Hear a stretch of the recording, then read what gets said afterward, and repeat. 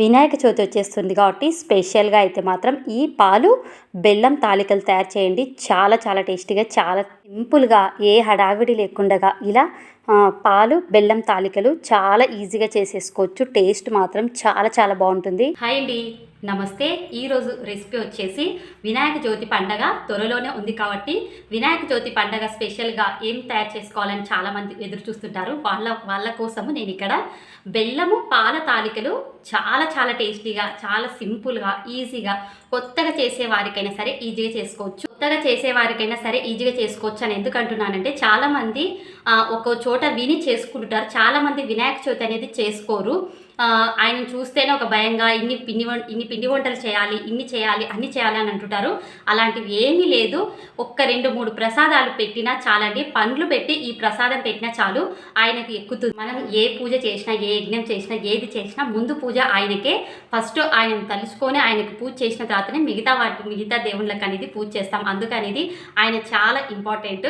సింపుల్గా అయినా సరే చేసేసుకోవచ్చు ఇంట్లో వీలైనంత వరకు. ఈ ప్రసాదాన్ని సింపుల్గా అర్థమయ్యేలా ఎలా తయారు చేసేసుకోవాలో చూసేద్దాం. ఈ స్వీట్ చేయనిక నేను ఇక్కడ ఒక కప్పుమైన బెల్లం తీసుకుంటున్నా. అన్నిటికీ ఈ కప్పు కొలతనే పెట్టేసుకున్నా. నేనైతే కరెక్ట్గా అన్ని ఒకే కప్పు తీసుకోవడం వల్ల మనకు కరెక్ట్గా వచ్చేస్తుంది స్వీట్ అనేది. ఏ కప్పుతో అయితే బెల్లం వేసామో అదే కప్పుతో నిండగా వాటర్ అనేది పోసేసుకొని నీళ్ళని పోసుకున్న తర్వాతకి ఇలా తిప్పడం వల్ల మనకి ఉడుకు పట్టేసరికల్లా బెల్లం అనేది కరిగిపోయి ఇలా వచ్చేస్తుంది. ఇది పాకం పట్టాల్సిన అవసరమే లేదు, పాకం రావాల్సిన అవసరం లేదు. జస్ట్ బెల్లం కరిగి మనకి కొంచెం జిగుటుగా కనపడిందంటే చాలు. జస్ట్ బెల్లం కరిగిన తర్వాతకి ఒక్క 2 నిమిషాలు ఆ వాటర్ని మరగనిచ్చినామంటే కరెక్ట్గా సరిపోతుంది. మనకు పాకం కానీ, తీగ పాకం కానీ, జిగుటు పాకం కానీ ఇలాంటి ఏం అవసరం లేదు. జస్ట్ బెల్లం కరిగినాక ఒక 2 నిమిషాలు బాగా మరగనివ్వాలి. అప్పుడు వడబోసేసుకుంటే ఏదన్నా ఇసుక ఉన్నా పోతుంది. వాటిని పక్కన పెట్టేసుకొని ఇప్పుడు ప్యాన్ పెట్టి 2 స్పూన్ల నెయ్యి వేసేసుకొని జీడిపప్పు, బాదము, ద్రాక్ష వీటిని చూపిస్తున్న విధంగా దూరగా వేంపేసుకోవాలి. ఎక్కువ మాడనివ్వదు. మంట అనేది ఎంత మీడియంలో పెట్టుకొని చేస్తే అంత మంచిదండి. వంట ఎప్పుడైనా సరే మీడియం పెట్టుకొని చేయడం వల్ల అన్నీ కుదురుతాయి వంటలు. మనం ఏ కప్పుతో అయితే బెల్లం తీసుకున్నామో అదే కప్పుతోని నేను ఇక్కడ ఒక కప్పు మైను మళ్ళీ అదే నెయ్యిలోనే, అదే జీడిపప్పు బాదం వేయించిన గిన్నెలోనే ఈ కప్పు వాటర్ పోసేసుకొని ఒక చిన్న బెల్లపుంటమైన బెల్లం వేసేసుకోవాలి. ఎందుకంటే మనకి సప్పగా ఉండకుండా తాలికలు కొంచెం స్వీట్నెస్ వస్తాయన్నమాట. ఇందులోనే బెల్లం కరిగి ఇలా ఉడుకుతున్నప్పుడు చిటికెడంతా ఎప్పుడు స్వీట్ చేసినా కొంచెం ఉప్పు వేసినామంటే బాగా వస్తుంది. టేస్ట్ చాలా బాగుంటుంది. ఇప్పుడు వచ్చేసి మనం బెల్లం తీసుకున్నాం కదా, అదే కప్పుతోని ఒకే కప్పే మెజర్మెంట్. ఇక్కడ పొడి వరిపిండి అంటే బియ్యపిండి. ఇది నానబెట్టిన పిండి ఏం కాదు, ఓన్లీ బియ్యం చెరిగి గిర్నీకి ఇచ్చి పంపించిన పిండేనండి, అంటే పొడిపిండి.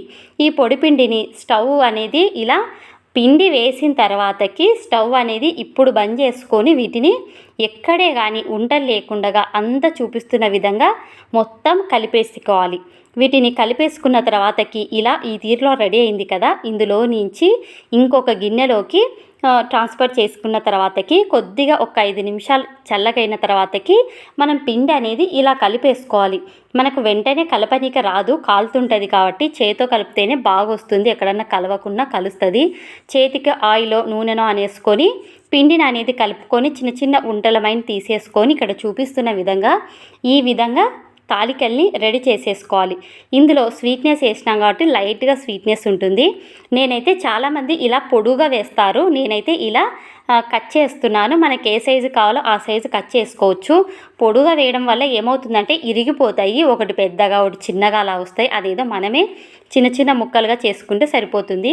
ఇక్కడ వచ్చేసి ఒక స్పూన్ సబ్బు బియ్యాన్ని ఒక 20 నిమిషాలు కప్పు వాటర్లో నానబెట్టేస్తాను. ఆ కప్పు వాటర్ని ఇందులో పోసి ఇలా 2 నిమిషాలు దగ్గర పడేంత వరకు ఇలా మీడియం మంట మీద ఉడకనిచ్చుకున్నామంటే సబ్బు బియ్యాన్ని సరిపోతుంది. ఎక్కువ ఉడికాల్సిన అవసరం లేదు. 2 నిమిషాలు దగ్గర పడేంత వరకు వాటర్లో ఇంకిపోయి దగ్గర పడేంత వరకు ఉడికించుకున్న తర్వాతకి ఒక కప్పు మైన పాలు పోసి ఇందులోనే మనం తయారు చేసి పెట్టేసుకున్న పాల తాలికల్ని ఇందులో వేసేసుకోవాలి.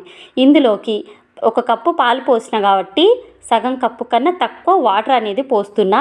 ఈ పాలల్లా మనకి ఉడుకు పట్టి ఇలా మరలుతున్నప్పుడు ఇలాచి పౌడర్ వేసేసుకొని వాసన కోసం, అరుగుదల కోసం చాలా బాగా పనిచేస్తుంది ఇలాచి పౌడర్ అనేది.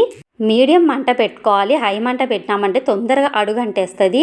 ఇలా జస్ట్ ఒక్కసారి ఇలా కలిపేసుకోవాలి. ఎక్కువ గంటె అనేది మనం తగలకూడదు, తగిలితే విరిగిపోతాయి. ఇలా జస్ట్ దొబ్బినట్టు అనేసుకొని ఇలా పాలల్లా ఉడికి ఇలా దగ్గర పడేంత వరకు మీడియం మంట మీదనే ఉడికిచ్చేసుకోవాలి. లేదంటే దగ్గర హై మంట మీద పెట్టామంటే తొందరగా మాడిపోయి అడుగంటుతుంది. ఇలా పాలల్లా దగ్గర పడిన తర్వాతకి పాకం రెడీ చేసి పెట్టేసుకున్నాం కదా, బెల్లం పాకాన్ని ఇందులో వేసేసుకొని తురిమి పెట్టేసుకున్న ఒట్టి కొబ్బరిని కూడా ఒక 3 స్పూన్ల మైన ఇలా చిన్న స్పూన్ మైన ఇలా వేసేసుకోవాలి. నేనైతే చేతులతో వేసేస్తున్నాను. కొబ్బరి వేయడం వల్ల చాలా టేస్టీగా చాలా బాగుంటుంది.